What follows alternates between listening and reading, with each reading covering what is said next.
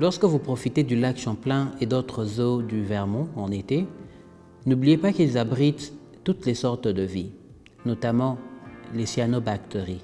Souvent appelés les lacs bleu-vertes, les cyanobactéries peuvent être toxiques. Donc, si vous en avez, gardez vos distances. Mais savez-vous à quoi elles ressemblent de façon générale? Voilà quelques indices. Si vous voyez quelque chose qui colle aux rochers, aux plantes ou au fond du lac, ou si vous pouvez la ramasser avec un bâton, ce ne sont pas des cyanobactéries. Si vous pouvez voir qu'elle a des feuilles séparées, il ne s'agit pas de cyanobactéries. Il peut s'agir de lentilles d'eau ou d'une autre plante à petites feuilles qui peuvent ressembler de loin à des lentilles d'eau. Si elle a une couleur jaunâtre et peut être observée sur le sol aussi bien que sur la surface de l'eau à partir du printemps jusqu'à la mi-été, c'est probablement du pollen plutôt que des cyanobactéries. Mais alors, à quoi ressemblent les cyanobactéries? Elles ressemblent de façon générale à des petites particules de la taille d'une tête d'épingle.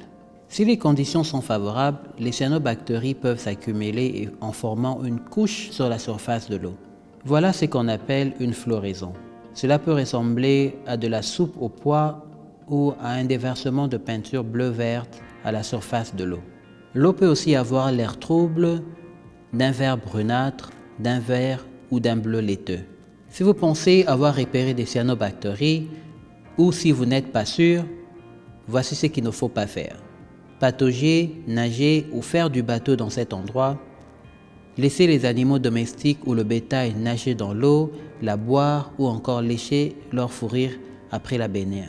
Ce qu'il faut faire. Contacter le responsable de la plage ou le bureau municipal. Envoyer un email au département de la santé à... Si vous avez déjà été en contact avec l'eau, rincez-vous et votre animal de compagnie après la baignade. Prenez contact avec votre médecin si vous vous sentez mal. N'oubliez pas qu'en cas de doute, il vaut mieux rester hors de l'eau. En apprenant à reconnaître les cyanobactéries, nous pouvons tous profiter des magnifiques lacs et étangs du Vermont en toute sécurité. Pour en savoir plus sur le suivi des cyanobactéries, rendez-vous sur le site web suivant. Pour vous porter volontaire pour aider à surveiller les eaux du Vermont, prenez rendez-vous sur ce site web.